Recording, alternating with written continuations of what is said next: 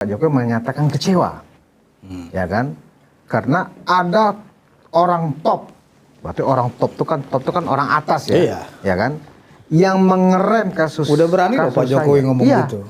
Yang mengerem supaya ini diperlama, ya kan? Sehingga ada masa yang panjang untuk publik ya menghina, menjelekkan, mengolok-olok dan mendongger Pak Jokowi dan keluarga.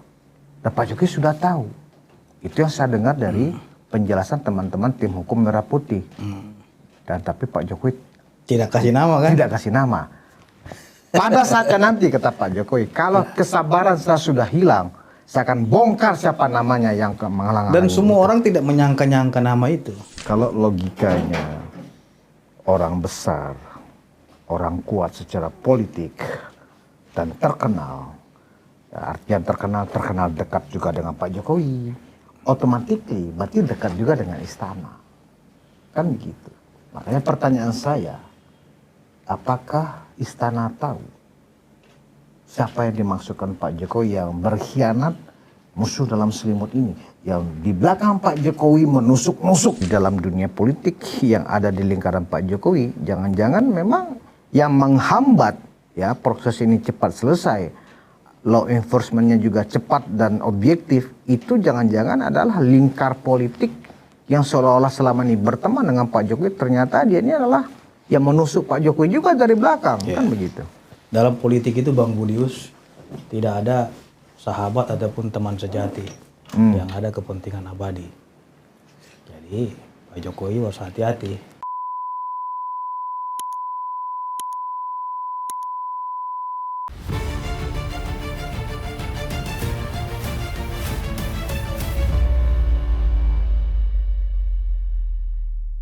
Hai penonton Ruang Konsensus Unpacking Indonesia dimanapun Anda berada.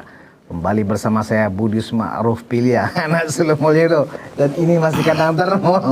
Banyak orang menduga kandang termo katanya udah bubar, siapa bilang. Kita masih existing di sini, di Ruang Konsensus. Dan hari ini ya kita akan membahas tentang kelanjutan dari proses P21 kasus fitnahan ijazah Pak Jokowi yang dituduh oleh Roy Suryo dan kawan-kawan palsu. Ada yang kurang menarik dan menyisakan banyak pertanyaan. Yang tidak menariknya adalah kenapa tiba-tiba Roy Suryo dan Tifa lenggang kangkung ketika prosesnya P21. Padahal kan unsur-unsur dan alasan objektif dan subjektifnya sudah terpenuhi untuk kedua orang ini harus ditahan ketika sudah P21. Dan saya sudah bersama dengan pengacara Mawar. Pengacara Mawar ini ya sudah lama nggak muncul ya. Kayaknya kawannya lagi tiarap. Sekarang muncul lagi bersama Ketua Umum Petisi Ahli Bung Pitra Romadoni. Ya. Muncul lagi nih Bang Pitra ini ya. Ya benar. Ya. Kayaknya sudah selesai bertapanya. Sebenarnya bukan bertapa sih, bukan kita bertapa, lagi berperang dalam kesunyian. Berperang dalam kesunyian, wah. Iya. Ini kayak Khalil Gibran ini bahasanya. Jangan dikira Bang Budius itu kita jalan-jalan itu nggak banyak serangan-serangan, banyak juga serangan-serangan. Biar Bang Budius tahu, yang pertama YouTube kita dimatikan.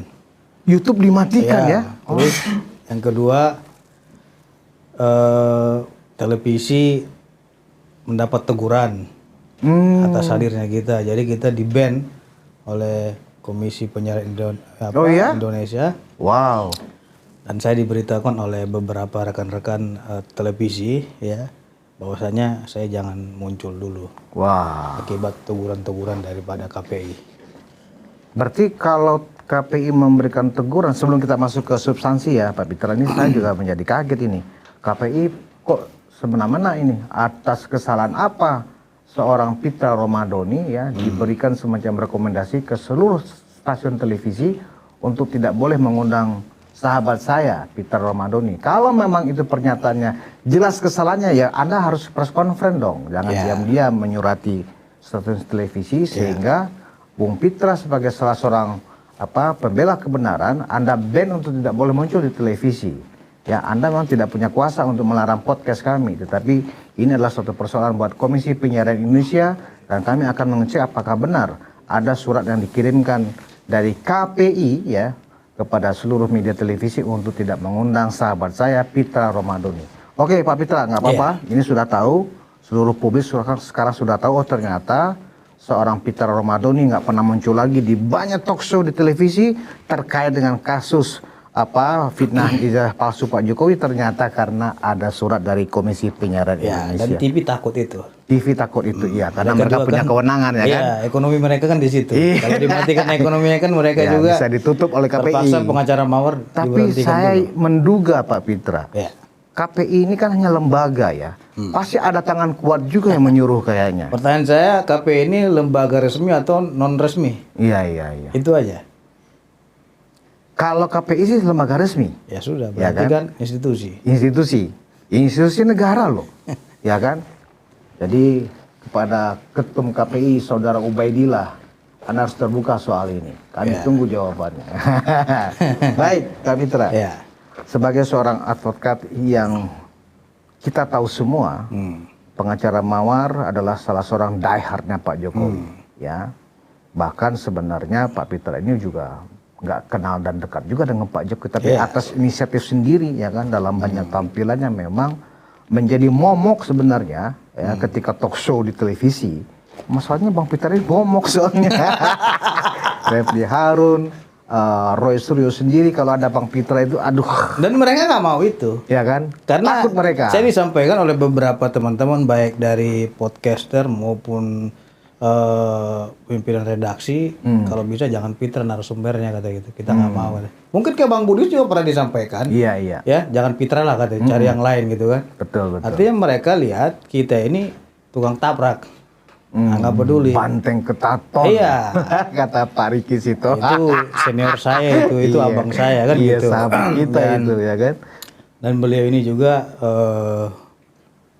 mendidik saya juga untuk menjadi banteng ketaton gitu loh. Luar biasa. Jadi tidak bisa terlepas dari jasa-jasa beliau selama ini dalam menjadikan kita seorang petarung. Tapi ketika Pak Peter di-ban oleh KPI itu tidak surut semangat ya, tetap. Selama saya disampaikan oleh rekan-rekan media televisi bahwasanya saya itu untuk sementara waktu tidak boleh untuk tampil di televisi, mungkin sampai selesai kasusnya Pak Jokowi ini. Saya juga melakukan suatu gerakan-gerakan yang membantu Pak Jokowi. Oke. Sampai kita bisa mengendus siapa-siapa orang yang bermain di dalam kasus ini. Dan perlu Pak Jokowi tahu bahwasanya di dalam tubuh yang mengaku-ngaku pendukung Jokowi juga, dia merasa mengaku pendukung, banyak juga pengkhianat di dalamnya gitu loh. Oh, ini temuan Nah, baru. itu orang-orang munafik. Gitu. Jadi Pak Jokowi juga harus hati-hati ya mulai hati-hati, sekarang saya ya. bilang kepada Pak Di Jokowi. inner cycle-nya Pak Jokowi ternyata banyak yang main dua kaki ya. Banyak yang main dua kaki karena semua itu memiliki motif di dalam suatu perkara tindak pidana ataupun kriminologi hukum kita tinjau. Motifnya kalau nggak ekonomi, kekuasaan dan kepentingan politik. Oke. Pak Peter kemarin ini ikut muncul dalam press conference dengan sejumlah teman-teman tim hukum Pak Jokowi juga yang menyayangkan kenapa pada saat pemberkasan P21 atau pemberkasan yang kedua itu sudah lengkap tapi Diva dan Roy ini nggak ditahan. Ya. Itu memang adalah sebuah pelanggaran hukum acara yang dilakukan kejaksaan atau memang ketidakberanian Polda Metro Jaya. Mungkin kita bisa Polda memberikan Metro Jaya itu klarifikasi. sudah totalitas. Totalitas. Dan merah putih dalam menegakkan hukum. Artinya mereka tidak berpihak kepada pelapor maupun terlapor. Tapi Polda Metro Jaya itu berpihak kepada kebenaran dan fakta yang ada. Dan kalau ditanya apakah memang Polda Metro Jaya salah dalam mengambil tindakan ini sehingga lama sekali kata orang kan, banyak yang menyalahkan Polda Metro Jaya. Hari ini saya bilang yang menyalahkan Polda Metro Jaya itu harus lebih introspeksi dan lebih mengkaji lagi apakah memang ini kesalahannya di Polda atau di kejaksaan. Ya, Polda Metro Jaya itu udah totalitas sekali Iya. dalam mengumpulkan alat bukti. Masalah P21 atau tidak itu adalah kewenangan daripada jaksa, bukan kewenangan daripada pihak kepolisian. 1000 kali pun kita ajukan berkas, kalau jaksa bilang belum P21, bagaimana? Apakah kita salahkan polisi? Hal yang konyol ketika kita menyalahkan polisi. Justru polisi hari ini harus kita dukung karena mereka ini sudah berdarah-darah dalam menyelesaikan kasus ini. Harusnya bertanya dong kepada rekan-rekan kita jaksa peneliti, kenapa mereka nggak bersuara? Ada apa? Iya, harusnya ketika P19 itu kalau nggak salah 8 Januari ya dikembalikan karena kurang lengkap ya kan. Nah ini sampai Juni. Itu jangan-jangan memang Polda ini dipimpong terus oleh kejaksaan tapi tidak diketahui oleh publik. Iya. Ya kan? Sehingga akhirnya lama Itulah tidak baru kemarin diketahui oleh diumumkan. publik. Kan penegak hukum ini kan tidak boleh harus terlihat lemah. Sekencang apapun gempuran itu ya namanya penyidik maupun penegak hukum ini harus tetap kuat. Tapi masyarakat maunya, oh dia harus selesai. Dia nggak tahu bagaimana hambatan yang terjadi. Hambatan itu baik dari tekanan daripada politik ya, baik dalam kekuasaan maupun di luar kekuasaan maupun dari kelembagaan sendiri. Itu sangat banyak sekali. Jadi kalau memang ada yang menyalahkan penyidik, hari ini saya bela penuh penyidik Kepolisian Republik Indonesia. Orang kan nggak tahu apa yang mereka alami. Yang mereka lalui juga orang nggak tahu itu. Gitu. Maka dari itu kita sangat mengapresiasi penuh ya atas keberhasilan Polda Metro Jaya yang telah menyatakan berkas perkara ini lengkap. Artinya bahwasanya perkara tersebut P21. Nah, Karena pengertian daripada P21 itu adalah berkas perkara dinyatakan lengkap. Walaupun tidak disebutkan P21 oleh Itu Pak kan Imam pada saat press conference, itu bukan berarti itu bukan tidak P21 ada di ya. dalam KUHP itu disebut P21. Itu dinyatakan lengkap. Acuan kita kan KUHP. P21 itu kan kode-kode. Kode daripada kejaksaan. P19, P21, P18 dan lain-lainnya. Itu adalah istilahnya singkatan. Artinya itu berkas perkara dinyatakan lengkap. Pertanyaannya, apakah berkas perkaranya sudah dinyatakan lengkap? Ya sudah. Terus mau ngapain lagi? Kalau Roy Suryo dan Refli masih menganggap karena tidak ada pernyataan spesifik dari Pak Imam pada saat press conference di Polda Metro Jaya bahwa ini adalah P21 abal-abal, itu gimana tanggapan Bung Witro? Itu adalah lembaga penegak hukum, institusi resmi negara. Di mana Anda lebih percaya institusi dibanding sipil yang asal ngomong. Maunya mereka itu ngomong P21 gitu. P21 itu hanya kode. Ya. Dinyatakan lengkap, selesai. Tugas mereka sudah selesai, kepolisian. Sekarang tugasnya ini ada pada kejaksaan. Jadi nggak ada tugas kepolisian lagi karena sudah lengkap mereka perkaranya. Terus mau ngapain? Ya, ini harus memang disiapkan dalam hal pra penuntutan beserta pelimpahan kedua belah tersangka. Nah, memang ini mungkin strategi dari Roy dan kawan-kawan ya untuk membangun lagi kesimpang siuran di publik seolah-olah ini sudah P21 tapi belum P21 hanya gara-gara Direktur Reserse Kriminal Umum Polda Metro Jaya tidak memberikan penegasan bahwa ini sudah P21 kan itu. Itu hanya strategi propaganda.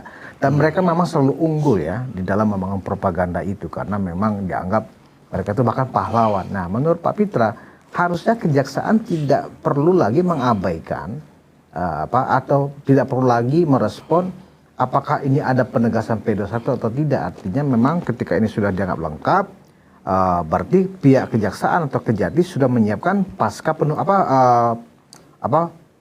tuntutan, persiapan pembuatan tuntutan.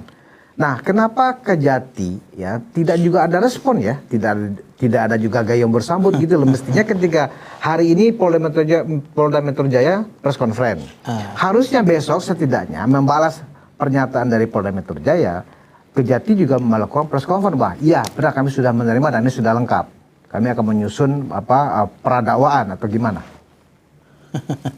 Karena yang saya lihat ini kepolisian ini sudah berdarah-darah, gitu.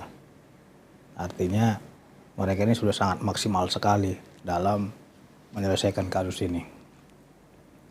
Sehingga kita wajib bertanya, kenapa Kejati DKI Jakarta tidak agresif? Justru yang lebih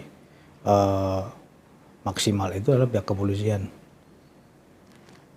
Wajib kita bertanya itu. Artinya bola sekarang sudah ada di tangan kejaksaan. Ya kan sudah berkas-berkas dinyatakan lengkap. Apalagi nggak ada lagi tugas daripada pihak kepolisian. Kejati DKI Jakarta, Anda jangan ada dusta, stop tipu-tipu, ya kan? Jadi kalau memang ini sudah ada di tangan kejaksaan, ya harusnya ya Anda juga bersikap gitu loh. Jangan kemudian seolah-olah ini diperlama lagi, ya. Karena kalau kita lihat dari sisi hukum acaranya, mestinya pihak Kejati Jakarta menyambut pernyataan dari pihak Polda Metro Jaya. Jadi Anda jangan banyak dusta lagi Kejati DKI Jakarta. Kita harus tegaskan begitu, Bang Pitra, supaya apa? Bayangkan Pak Pitra, yang pelapor ini adalah Presiden ke-7 Republik Indonesia. Artinya orang yang sudah bekerja keras untuk Republik ini. Seorang Presiden ke-7 aja diperlakukan senaif ini, apalagi kita rakyat biasa nanti kalau berkasus gitu loh. Iya. Kita bisa bayangkan. Nah ini yang harus kita tegaskan.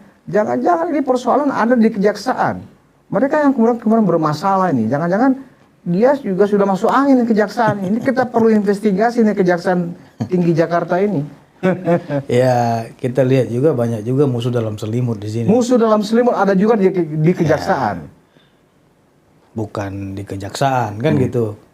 Jadi perkara Pak Jokowi ini adalah perkara yang sangat besar sekali. Tapi orang melihat itu simpel. Kita nggak bisa menatap dari luar. Kita harus menatapnya itu dari dalam. Pak Jokowi juga mungkin nggak tahu bahwasannya ada musuh dalam selimut. Di depan dia itu sangat manis, tapi di belakang dia bergerilya. Bahkan menusuk. Ngeri itu. Pak Jokowi sekarang sudah tahu itu. Oh udah tahu ya? Ini warning juga kepada orang-orang yang memang mau memiliki niat itu. Nah, karena ini belum dibuka.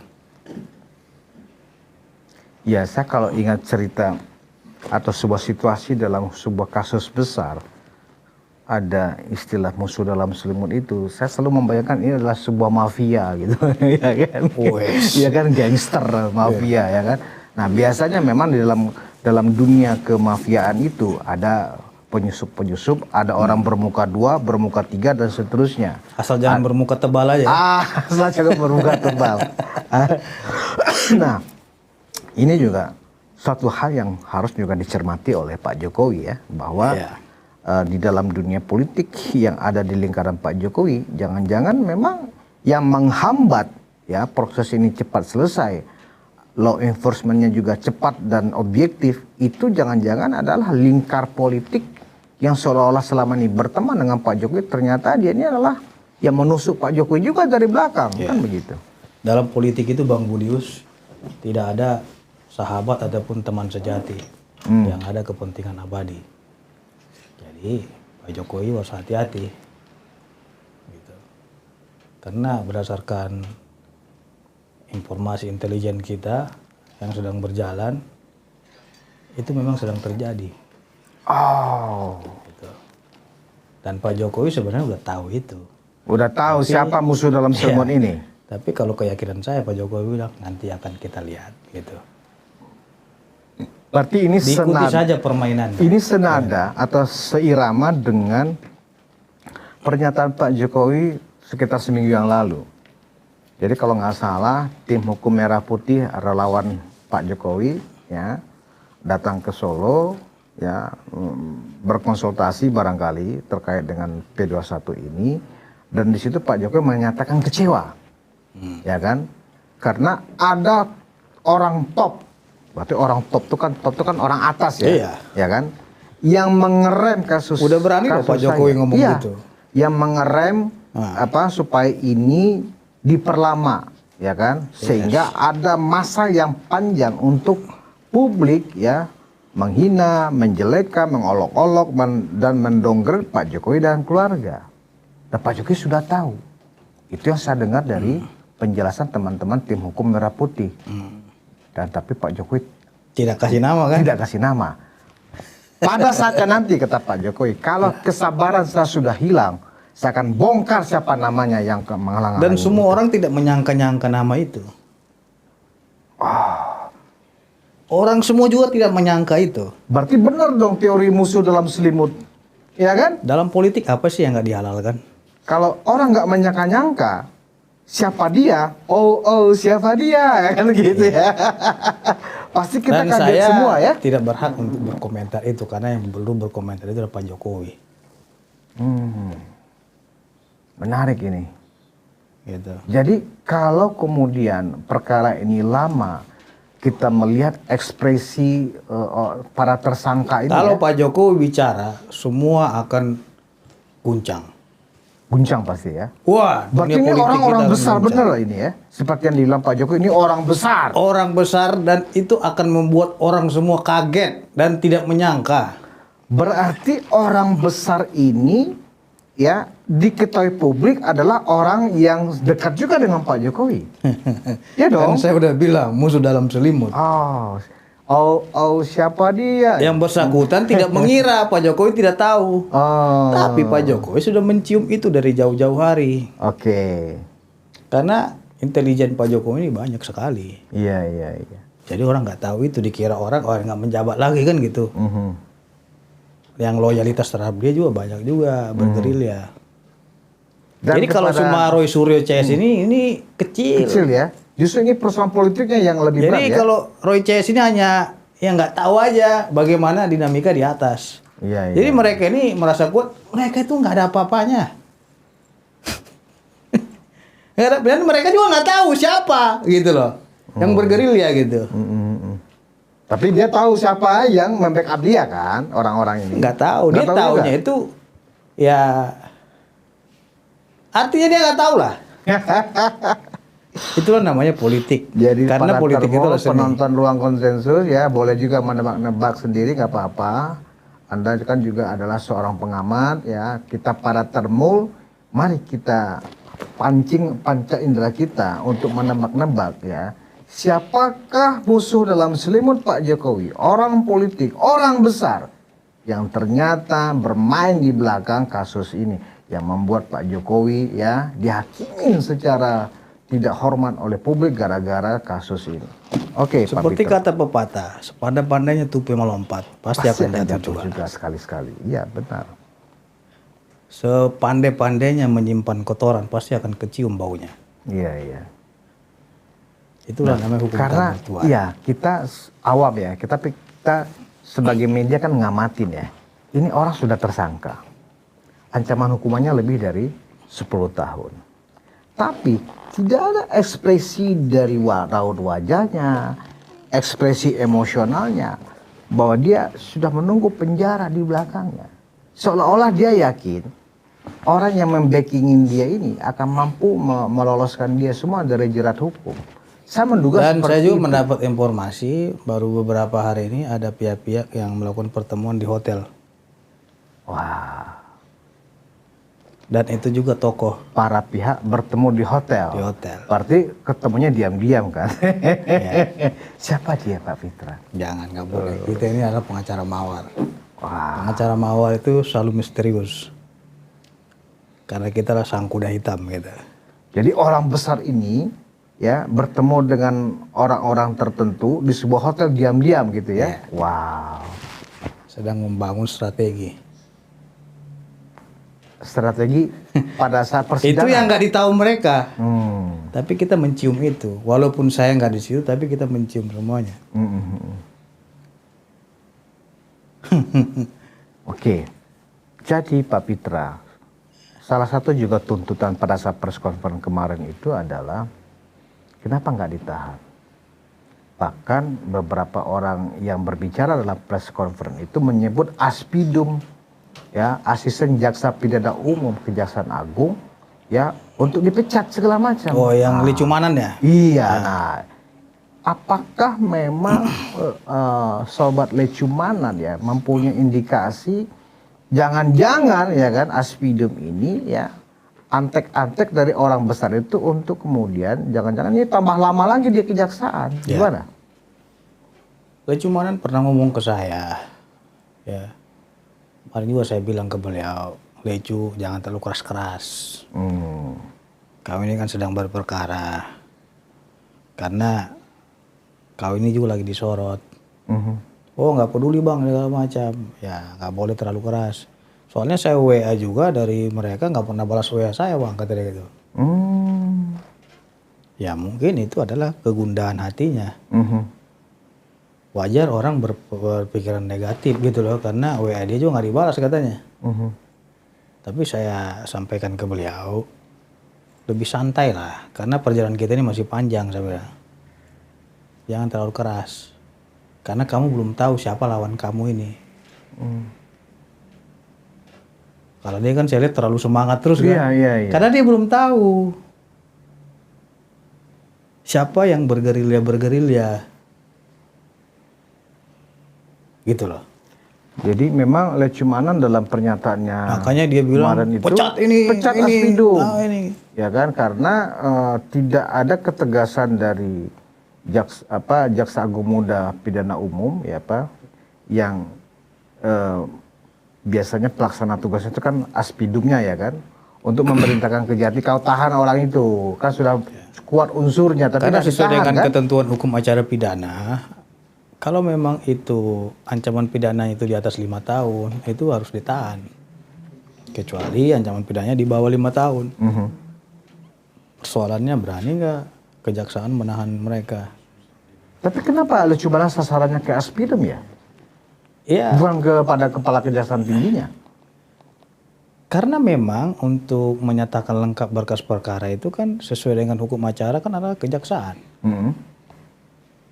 Wajar dong dia gunda-gulana, kenapa lama sekali baru kau P21 gitu kan?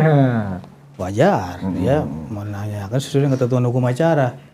Kegundahan hati dia ini ataupun seriusan dia dalam membantu Pak Jokowi ini, saya kira itu adalah suatu kritik. Kalau memang seumpamanya pihak kejahatan baper, ya harusnya ini menjadi introspeksi bagi mereka agar lebih berhati-hati menangani kasus ini dan lebih sigap dan cepat dalam menuntaskan kasus ini. Iya. Nah, apa kerugian pihak pelapor dalam hal ini ya Pak Jokowi, ketika proses ini sudah lengkap, pemberkasan kedua juga sedang akan dilakukan tentunya, tetapi barang ini nggak ditahan, apa kerugian pihak pelapor? Saya udah bilang, terlalu banyak yang bergerilya dalam kasus ini. Jadi aparat penegak hukum kita ini gamang. Dan aparat penegak hukum kita ini dilema. Itu perasaan saya dan keyakinan saya. Gamangnya kenapa, Bang? Ya? Gamangnya kenapa? Loh gamang dong. Kejaksaan seumpamanya ditelepon ya kan, kepolisian ditelepon. Oh. Ya? Siapa sih yang ini, nanti lu dikerjain gimana? Banyak tokoh politik yang telepon-telepon nih. Kalau itu berdasarkan keyakinan saya. Ya, kegamangan itulah yang menjadikan aparat penegak hukum baik jaksa maupun kepolisian hati-hati dalam menangani perkara ini. Karena insting saya itu berbicara itu. Ini gawat nih kalau sudah bicara insting ya. Iya. Karena kan kita sebagai aparat penegak hukum juga advokat memiliki insting kriminologi dalam suatu perkara. Karena ini pejabat tinggi negara yang dua periode menjadi presiden, sudah memiliki jasa di republik ini. Artinya dia masih dicintai rakyat. Karena dia masih dicintai rakyat, tentu pasti ada operasi politik juga untuk membusukkan Jokowi agar rakyat merasa wah ini berarti brengsek gitu kan, wah jasa palsu nih gitu, penipu gitu. Tapi itu tidak tembus-tembus karena begitu derasnya juga dukungan terhadap Jokowi. Kalau memang dukungan terhadap Jokowi itu hancur, reputasi beliau juga hancur. Makanya saya juga menyarankan kepada Pak Jokowi agar bernaung juga dalam partai besar, jangan di partai buram gitu. Kalau bisa di partai penguasa. Iya. Ya memang. Karena ini lagi main selancar politik. Ya apalagi Pak Jokowi dengan partai baru ini mau bersafari politik ya. hati-hati. Semakin Pak Jokowi menyampaikan safari politik, semakin kuat tekanan terhadap beliau. Hati-hati. Oke. Kita ini berbicara dari hati ke hati. Begitu juga Bang Budius, hati-hati. Karena kita bicara ini banyak juga yang tidak suka. Jangan dikira Bang Budius kita bicara seperti ini banyak yang suka gitu. Kalau yang awam pasti nontonnya biasa-biasa aja. Tapi kalau yang mengerti dari segi psikologi, ini merupakan suatu ancaman. Iya, saya sih sudah, ya kadang saya mengkaitkannya dengan ancaman-ancaman seperti itu, Bung Pitra. Karena beberapa pekan yang lalu, kaca mobil belakang saya ada yang pukulin. Yes. Sampai Karena salah retak itu satu semuanya. ada informan saya mengatakan unpacking itu terlalu keras. Waduh, ngeri. Dan hati-hati. Ya. Ya, mungkin kalian perlu istirahat beberapa hari. Aduh. Karena kalian juga sedang disorot. Jadi para termol, para penonton Ruang Konsensus Unpacking Indonesia, kalau saya sudah nggak siaran, kalian perlu cari tahu saya aman atau masih hidup atau tidak. Jadi kita terbuka aja ya. Ini kayaknya dunia sudah dunia mafia ini, ya kan? Jadi kalau ada yang keras seperti kami dianggap keras oleh orang-orang itu, saya nggak tahu siapa orang-orang di luar sana. Kalau saya ternyata sudah nggak bersiaran lagi di Ruang Konsensus, kalian wajib cari tahu masih hidup nggak tuh Budius, ya kan? Tapi kita serahkan aja kepada Allah Subhanahu Wa Taala, ya kan? Kita sebenarnya tahu siapa orang-orang itu, tapi dalam konteks ini adalah sebuah produk jurnalistik, ya kan? Kita hanya mencoba menggali fakta, informasi, ya, untuk kita sajikan kepada publik agar ya publik itu tidak mendapatkan informasi yang sesat, apalagi Ya, tapi ada beberapa yang tidak suka itu. Oh, ada yang nggak suka itu ya. Kita itu memberikan informasi yang benar pun banyak yang nggak suka ya. Anda menyampaikan kebenaran, banyak yang tidak suka. Emang dalam Bang Budius ngomong-ngomong gini itu orang senang gitu. Ada juga yang nggak senang. Bahkan kemarin Bang Budius dilaporin. Iya. Itu suatu peringatan. Gitu. Makanya saya kasih tahu Bang Budius harus hati-hati. Pernah dilaporin oleh orang-orang besar juga. Tapi alhamdulillah ya saya baik-baik aja dan tidak ada yang berlanjut gitu, ya kan? Ya artinya itu warning. Warning. Apa peringatan dini. Kita berbicara dari segi Apakah karena aja. saya mengidentifikasikan diri saya dengan simbol bahwa saya adalah anak Sulung Mulyono? Enggak juga ya, bukan karena itu juga ya. Karena Anda berbicara yang pahit-pahit terus untuk disajikan. Dan itu yang membuat orang tidak suka dengan kepahitan. Orang maunya kan yang manis-manis. Oh, tapi Anda membuka kemunafikan gitu. Saya membuka muka-muka, wajah-wajah kemunafikan gitu ya. Dan itu orang tidak suka. Ya. Kalau orang menganggapnya itu kan kritikan, dia pasti kan biasa aja gitu.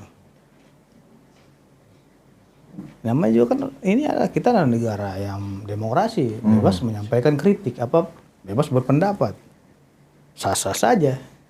Tapi ketika kritikan itu dijadikan persoalan hukum, ini yang menjadi persoalan. Iya. Berarti Anda ini sebuah ancaman gitu. Ya, berarti kita kondisi hampir sama ya. Bang Pitra mendapat surat dari KPI ya supaya jangan bukan muncul. Saya mendapat ya, surat, tapi televisi yang mendapat surat dari KPI. Ya, mereka panggil itu televisi. Agar tidak mengundang Bang Pitra seorang pengacara mawar. Ternyata dari informasi Bang Pitra, ya, Unpacking juga salah satu media yang juga disorot. Oh iya. Ya, kan, gitu. Jadi kalau Anda tidak menonton Unpacking, Anda rugi. Selalu stay di Ruang Konsensus, ya kan, para termol maupun Anda yang bukan termol, stay selalu di ruangan ini untuk mencari tahu, ya kan, setajam apa kami menyampaikan informasi kepada publik dari narsum-narsum kami yang luar biasa hebat. Baik, Bang Pitra, kembali kepada masalah penahanan itu sendiri, ya, yang mungkin belum terjawab. Apa kerugian Pak Jokowi kalau orang ini tidak ditahan? Padahal hukum acaranya kan sudah mengatur seperti itu. Yang saya bayangkan adalah, sebagai pancingan jawaban Pak Pitra, mereka ini para tersangka, ya, tersangka induknya lah. Kalau yang lain mungkin kayak klaster 1 itu kan mungkin kategorinya ikut serta barangkali, ya kan. tidak, yang pokoknya kan, yang aktor utamanya kan yang klaster 2 ini. Ya, Roy, Tifa, kalau respon anggaplah sudah insaf. Nah, kalau orang yang nggak ditahan, ya, mereka berkesempatan terus sampai sidang ya untuk nyanyi terus di ruang-ruang publik, di televisi dan seterusnya. Coba Pak Pitra bayangkan kalau orang ini nggak ditayangkan. Anggaplah misalnya sudah bersidang nih, anggap misalnya ya. Setelah sidang, ya kan, misalnya sidang sampai jam 4 sore. Kemudian sudah ada undangan, dia langsung keluar-keluar lagi di televisi. Coba, ini kan sudah gila nih hukum kita. Masa terdakwa, ya, hari ini dia disidang dalam kasus pidana, malamnya dia keluar-keluar di televisi. Ini yang maksud saya, publik menjadi heran. Ada apa penegakan hukum kita? Penegakan hukum seperti ini tidak bisa ditutup-tutupi dengan misalnya mentersangkakan kepala BGN misalnya. Ya kan, itu kan juga peristiwa besar. Tidak akan membuat informasi tentang kejanggalan proses hukum terhadap kasus Pak Jokowi ini ya tenggelam begitu saja. Ya kan? Nggak bisa ditenggelamkan dengan coba deh kalau gitu kita ledakan aja misalnya kepala BGN tersangka sehingga orang nggak lagi tertarik dengan informasi tentang Pak Jokowi. Nggak bisa. Ini tetaplah menjadi perhatian utama. Gimana menurut Pak Pitra? Kita ini seperti main bola. Ada wasit, ada manajer, ada pelatih. Dan ada juga yang mendesain. Apakah bolanya mau ditembak atau seperti apa? Jadi kalau mereka itu tertawa-tertawa karena mereka yakin mereka nggak akan ada masalah. Karena dengan keyakinan Pak Jokowi. Pak Jokowi berkeyakinan ada orang besar, kuat, dan terkenal yang memang mencoba menghambat perkara ini. Saya penasaran nih. Semua orang nggak tahu itu, yang tahu Pak Jokowi. Orang besar, kuat, terkenal. Siapa? Yang tahu Pak Jokowi. Sekalipun orang terdekat Pak Jokowi juga nggak tahu itu. Hanya Pak Jokowi yang tahu. Karena mereka masih berintegrasi gitu. Masih komunikasi biasa aja. Saya bisa bayangkan marahnya Pak Jokowi kalau itu ternyata orang yang selama ini kalau bertemu dengan Pak Jokowi itu kayaknya friendly banget, sahabat banget, mendukung banget Pak Jokowi, ternyata ini orangnya. Saya bisa bayangkan betapa marahnya Pak Jokowi ketika seperti yang Pak Pitra istilahkan tadi, ini ada musuh dalam sebenarnya dia tidak marah, dia sedih saja. Oh, sedih. Kenapa bisa seperti ini kan gitu. Tapi kemarahan dia itu dia tidak luapkan itu. Paling seperti kata Suhadi, dia cuma gini aja.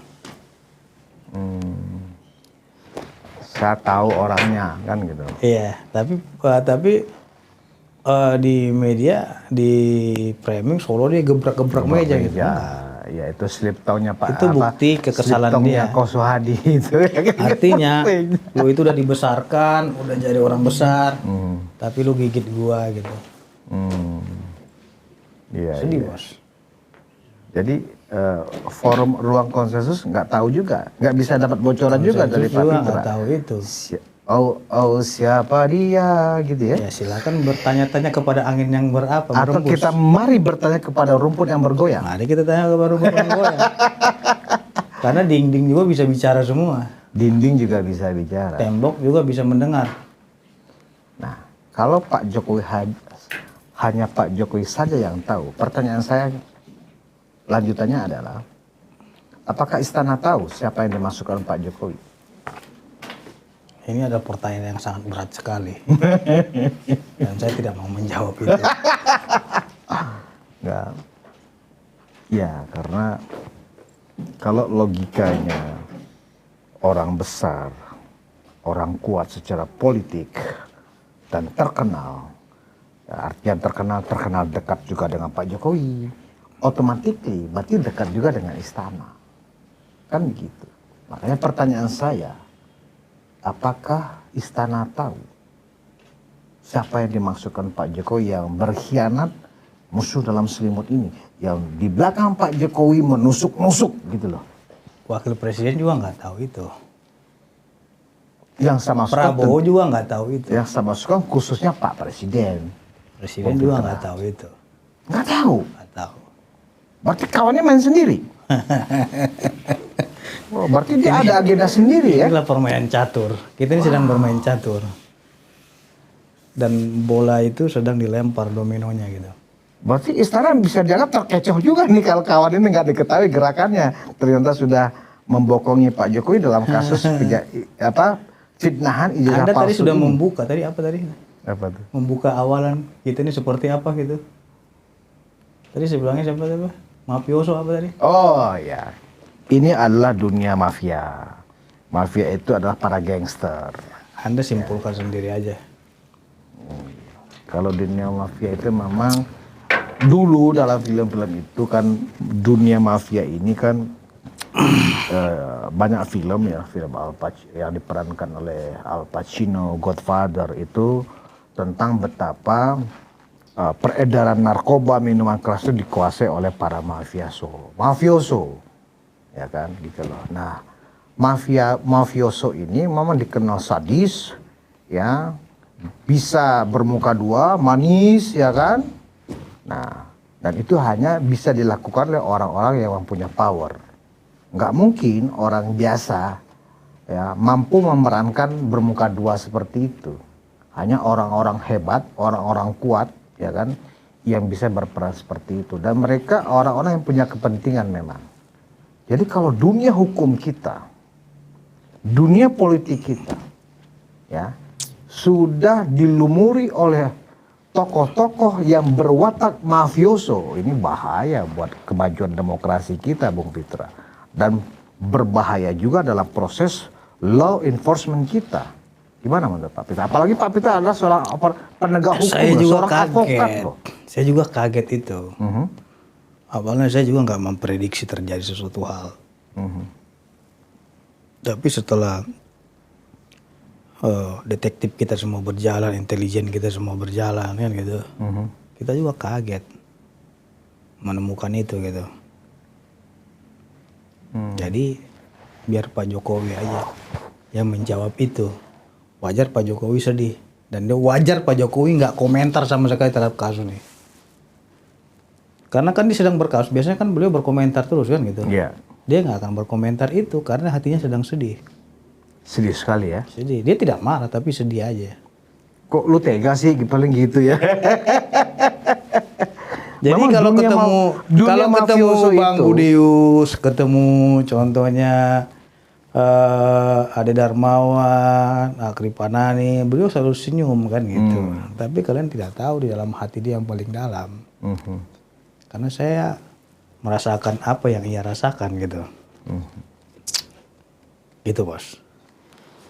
Iya, memang dunia mafioso itu kalau kita lihat dari film-film memang dunia yang keras, ya, sadis, ya kan, tega, ya kan. Nah, Politik kalau kita emang rupanya nggak sadis. sadis, Hah? sadis, Bang. Kemarin juga ada yang bersurat wakil kepala BGN, terima kasih atas kado terindahnya katanya gitu. Hari ini dan selamat Anda menjadi kepala katanya. Itu kan sadis juga suratnya itu. Apa sih yang nggak sadis? Iya. Persoalannya adalah para termol, para relawan ini kan sesuai dengan arahan Pak Jokowi. Dukung pemerintahan Prabowo Gibran. Oh iya, kalau Pak Jokowi jangan ragukan lagi dalam dukungannya terhadap pemerintah. Ketika proses demokrasi kita, bagaimana kita mengawal pemerintahan Prabowo Gibran ini bekerja maksimal untuk rakyat, ternyata ada orang-orang di sekitar pemerintahan yang musuh dalam selimut, yang mencoba mensobek-sobek hubungan politik yang kuat, relasi yang bagus antara Pak Prabowo dengan Pak Jokowi. Ini adalah musuh rakyat sebenarnya. Kalau bagi saya itu adalah musuh rakyat. Musuh dalam selimut yang Pak Peter maksudkan itu. Saya jadi penasaran siapakah dia? Gitu loh. Ya, nanti akan kita lihat kode 216. 216. Ya, itu kode sandi. Saya tahunya intelijen. 212 kapak naga geni. Artinya Ada 216 ternyata ya. 216 ini kita lihat. Itulah Saya paham kode maksudnya intelijen. Pak Peter Ya. 216. Iya, Nanti orang biarkan aja nanti ke depan itu bisa nyambung-nyambungkan gitu. iya. Saya sebenarnya paham, tapi saya pasti nggak dapat izin untuk menjelaskan 216 itu sama Pak Peter. Nggak boleh ya? Karena itu adalah kode intelijen. Kode intelijen. Luar Nggak biasa. perlu itu. Gitu. Nah, kalau sudah seperti ini kondisinya, Pak Pitra, apakah proses pengadilan nanti ya bisa benar-benar objektif, independen, dan benar-benar untuk menegakkan keadilan dan kepastian hukum? Saya kurang berkeyakinan juga. Kayak Kalau seumpamanya Pak Jokowi belum bicara ke publik. Karena Pak Jokowi pernah bilang nanti ada saatnya saya akan bicara ke publik. Tapi ketika memang itu sampai ke peradilan, Pak Jokowi bicara ke publik, saya yakin 100% hakimnya akan memberikan keputusan sesuai dengan yang diharapkan oleh Pak Jokowi. Beliau belum bicara. Ada saatnya nanti saya bicara ke publik. Sampai sekarang kita masih menunggu itu. Karena semua ini penuh dengan kejutan. Gitu. Karena April Mop sudah lewat. ya. Semua ini penuh dengan kejutan yang tak disangka-sangka. Kalau Pak Jokowi bicara ke publik, situasi politik kita pasti tidak akan baik-baik saja. Gitu. Dan sampai sekarang juga orang yang benci terhadap Jokowi itu masih melakukan segala macam cara. Karena dia sakit hati terhadap Pak Jokowi. Sampai sekarang. Sebenarnya musuh Pak Jokowi ini banyak. Orang lain nggak tahu aja. Dan dia ini sebenarnya sekarang ini lagi dikepung. Mulai dari rawa rontek dan lain-lain semuanya. Ya kan? Mulai dari di bawah tanah, di bawah air. Semuanya lagi mengepung. Karena mereka memanfaatkan momen ini. Nah, Anda mulai lihat sekarang. Sudah ada yang sebagian terang-terangan. Pelan-pelan akan terungkap. Nanti mereka terang-terangan itu ketika nanti sudah masuk di ranah pengadilan. Pasti akan bermunculan. Kalau keyakinan saya ini tidak salah. Saya menduga Pak Peter ini kayaknya banyak tahu sekali yang bahkan penyidik pun nggak tahu. Apalagi kami jurnalis. Karena kita ini kan teman semua orang. Ya. Dan Roy Suryo ada juga mantan klien saya. Jadi semua spreading itu kita berpihak kepada kebenaran gitu. Pak Jokowi benar, harus kita bela dia. Sayang kalau nggak kita bela orang yang benar berjalan sendirian, dilepaskan seperti itu dan dia dikepung dalam suatu kepungan sana sini.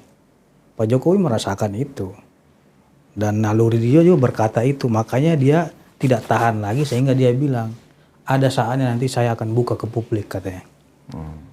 Itu karena memang dia sudah gundah gulana. Kalau kita pendukung contohnya Bang Budi pendukung hanya melihat dari luarnya saja. Iya. Artinya Makanya kalau berbicara Roy Suryo, berbicara itu gempa politik ya, berbicara berarti ya? Roy Suryo itu kecil, Bang.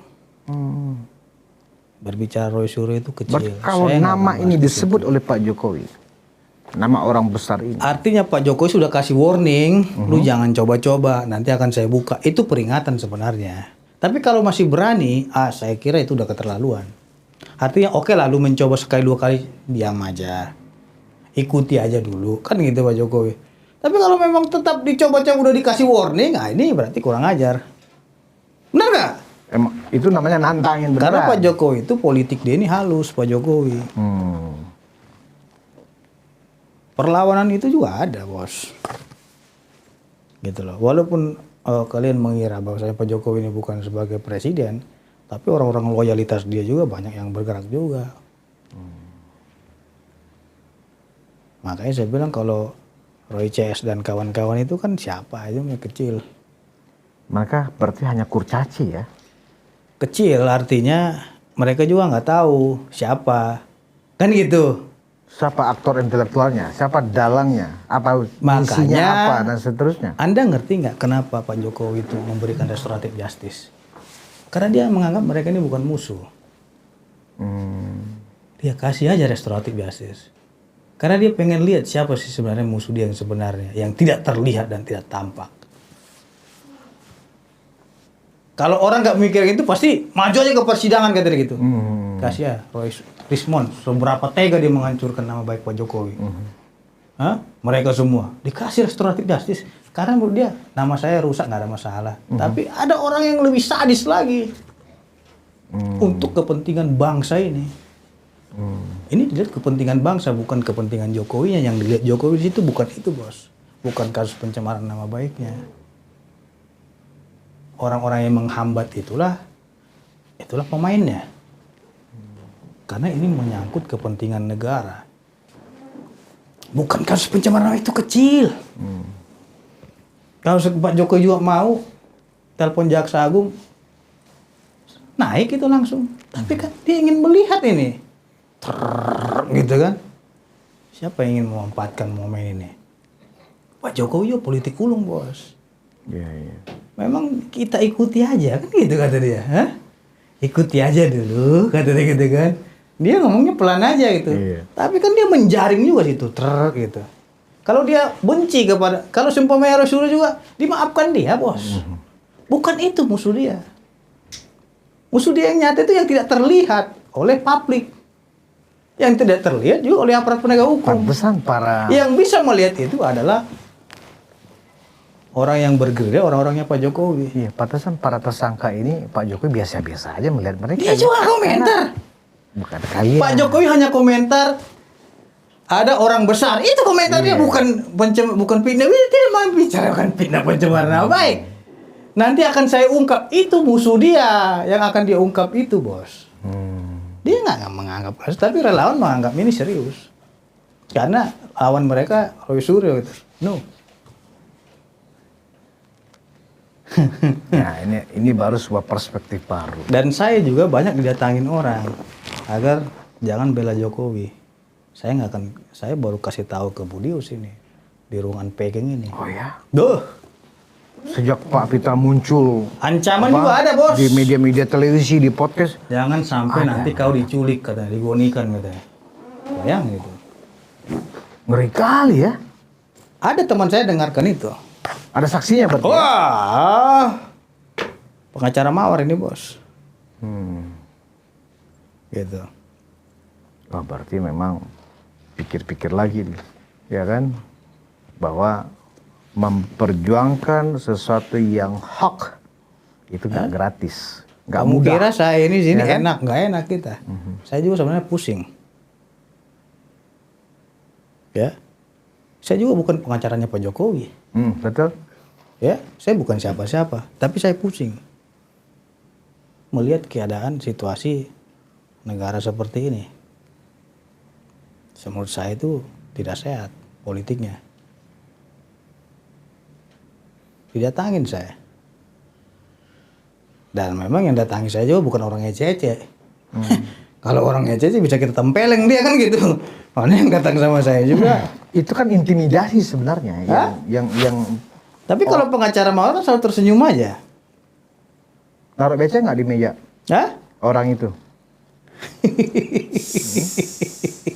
Kecuali dia bicara-bicara begitu, taruh beceng di sini, ya kan? Kalau Pak Peter masih lanjut, nah, beceng ini kan bisa menggonggong ini kan gitu. Atau digonikan. Nah, mungkin digonikan ini penonton harus tahu. Jadi penonton harus tahu. Dari zaman Orde Baru dulu, saya sebagai aktivis di zaman saya masih kuliah di zaman Orde Baru, yang disebut digonikan itu, ya dikarungin ya. Nanti kita diajak, terus kemudian disekap, dibawa ke tengah laut, ya kan, dijeder, ya, dikasih pemberat goninya, nah ditenggelamkan ke laut, jadi hilang tanpa jejak. Itu yang dimasukkan Pak Peter, digonikan, goni itu karung, itu bahaya sekali. Yeah. Pak Peter nggak takut digitukan, Apa? diancam seperti itu, nanti kau digonikan. Saya udah kasih tahu sama orang-orang saya juga. Dan orang-orang saya juga kan bukan orang ece-ece juga semua. Ada juga yang jenderal-jenderal, ya. Ada juga yang purnawirawan. Dan semua itu solid kepada Bapak. Gitu. Jadi orang pengacara Mawar, orang kan hanya cuma tahu pengacara Mawar, tapi Iya. mereka nggak tahu kita ini seperti apa dalam bergerilya juga gitu. Gitu. Kalau kita nggak usah ditanyakan, kita merah putih. Gitu, bos. Walaupun banyak yang datangin kita ngomong ke kita, ya kita juga harus sampaikan juga. Ada seperti ini. Artinya biar mereka juga tahu. Kan gitu. Siapa kemarin yang ketemu pengacara Mawar kan gitu. Makanya Pak Jokowi ini saya melihatnya kasihan aja. Saat ini situasi dia itu dikepung. Ya, artinya harusnya orang-orang yang memang pernah ia naikin jadi kekuasaan, pernah dia angkat, jangan lupa daratan juga lah. Belalah dia.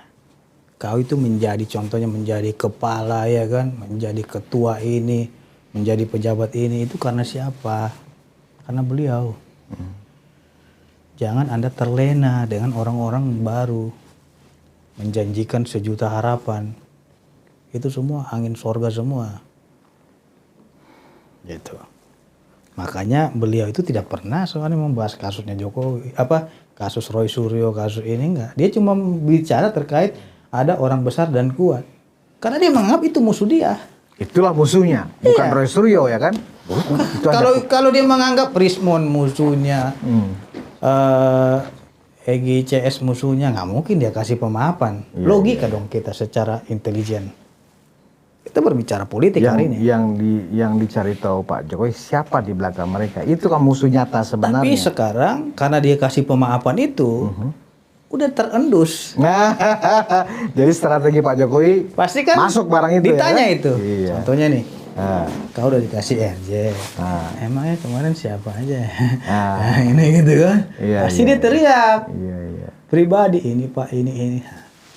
Disambungkanlah itu ini.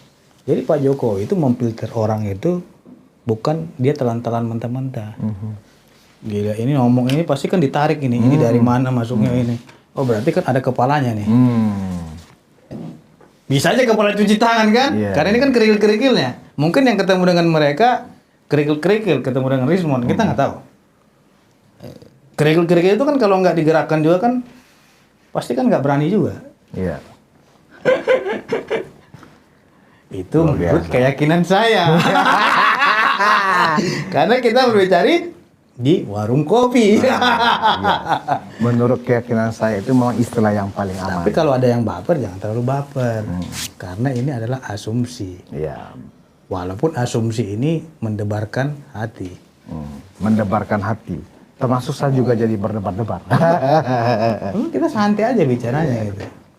Ini diskusi Tapi kita kalau ini, kita udah diskusi gini, Ya. Bang Budius hati-hati aja. Iya, saya sudah sampaikan ke penonton saya, tolong saya dijaga. Begitu juga dengan saya. Iya. Jangan Bung Budius aja yang dijaga. Tolong gitu. kami dijaga, karena kita nggak sebut nama ya. Kita sedang radar kita sedang Intuisi kita berjalan. Siapakah dia? Pak Jokowi kan punya Hanya intuisi. Pak Jokowi yang tahu.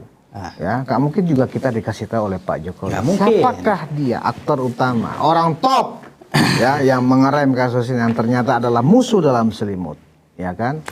Nah, saya pikir ya mudah-mudahan kita dapat informasi yang lebih dalam lagi. Kan udah bilang Pak Jokowi, ada saatnya nanti saya akan buka. Udah dia bilang, ada saatnya saya akan buka. Artinya dia sudah mengantongi itu. Jago nih Pak Jokowi, politik dia dikasih maaf nih orang-orang nih kan. Terus dilempar dia lagi nih. Gerilya-gerilya dia. Tak tuk. Terakhir dia dapat nih. Oh induknya sini. Sekarang ini lagi diinjek nih kepalanya sama dia.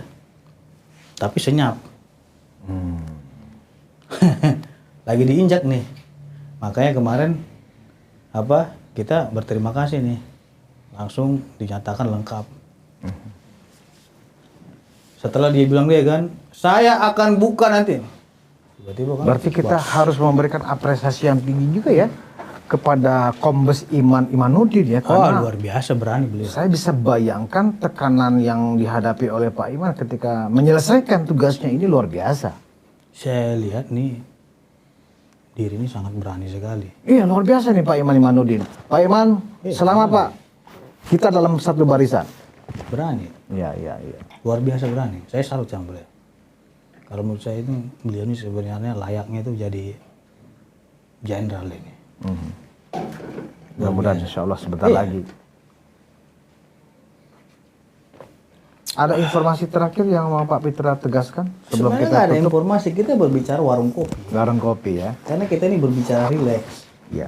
Tapi kalau orang yang nggak mengerti biasa saja. Tapi kalau orang yang menonton ini pasti sedang ketakutan. Makanya saya bilang Bung Budius hati-hati. Baik, terima kasih sarannya Pak Pitra. Kita memang harus hati-hati. Ini kru kita ini ya juga hati-hati nih. Ya, karena Pak Jokowi juga bilang apabila memang sesuatu hal itu ada hal yang penting, kita sudah monitor pengacara Mawar kata dia. Gitu. Jadi saya juga dimonitor oleh Pak Jokowi. Saya kemana-mana juga kan laporan terus. Jadi maksudnya mungkin begini Pak Pitra, sebagai closing statement ya, bahwa setelah ini kan yang kita harapkan secara hukum acaranya kan penyusunan dakwaan, jaksa kemudian masuk persidangan. Prediksi Pak Pitra, persidangan ini akan lambat, seru sekali, atau apa persidangan singkat? Persidangan ini akan ramai. Ramai Dan panjang. panjang. Ya. Wow. Karena berdasarkan keyakinan saya ini akan dibuat panjang persidangannya. Persidangan dibuat panjang. Iya. Wow, ternyata banyak lagi drama baru Makanya saya yang bilang, sudah disiapkan oleh orang ini musuh dalam selimut itu masih juga awalan. jangan-jangan. Masih awalan, ini akan panjang. Apa Makanya wajar Pak Jokowi bilang saya akan melakukan safari politik. Itu bentuk perlawanan dia juga. Artinya perlawanan kekecewaan dia. Aduh.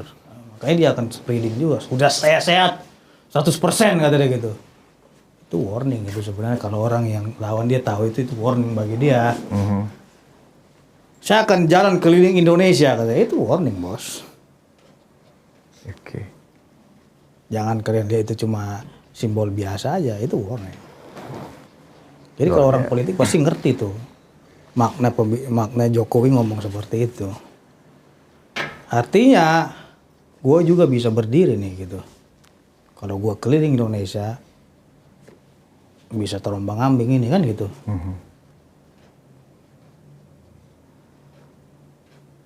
Karena selama ini dia disakitin terus, makanya dia bilang dia sudah pulih 100%.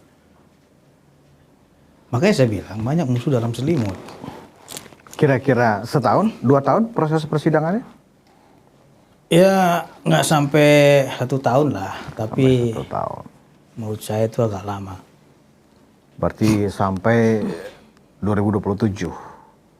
Kita lihat aja. Kalau versinya Roy Suryo sampai 2029 katanya. Kalau itu sampai PK. Oke, kalau sampai PK ya. Bisa. Oke. Baik.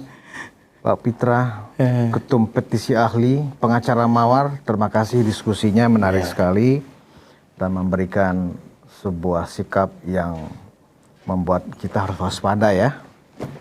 Dan ternyata memang nama itu sudah di tangan Pak Jokowi. Sudah. Radar saya nggak nyampe siapa itu orangnya.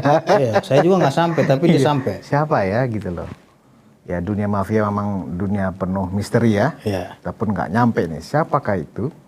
Kita coba tanyakan ke Rumputnya Bergoyang dan penonton Ruang Konsensus. Saya berani membuat sebuah konklusi. Ternyata kasus fitnahan ijazah palsu Pak Jokowi ini ya adalah peristiwa politik, kasus politik yang tujuannya hanya ingin menyingkirkan Pak Jokowi dari lingkar kekuasaan. Bahwa yang diambil angle-nya adalah ijazah palsu itu hanya media, tapi sesungguhnya persoalan ini adalah persoalan politik, di mana Pak Jokowi dan keluarga ingin disingkirkan. Itu intinya. Dan karena itu ya kita jangan terjebak lagi dengan apapun ceceremetnya Roy Suryo, Refli Harun di televisi, di podcast. Itu hanya kurcaci. Bukan itu main. Bukan itu ya lawan politik atau musuh politik Pak Jokowi yang ingin Pak Jokowi disingkirkan dengan nama buruk di mata masyarakat. Ada dalangnya dan dalangnya juga adalah ternyata musuh dalam selimut. Siapa dia? Saya juga mohon termol mencari tahu siapakah dia. Dan, nah ini ada pentingnya. Kalau ternyata video ini ya di take down setelah tayang, ya Berarti memang ada orang kuat itu ya yang tidak ingin percakapan ini dikonsumsi oleh masyarakat Indonesia, bahwa ada musuh dalam selimut di lingkaran Pak Jokowi. Terima kasih atas perhatian Anda. Kita bertemu di ruang konsensus berikutnya. Wassalamualaikum warahmatullahi wabarakatuh.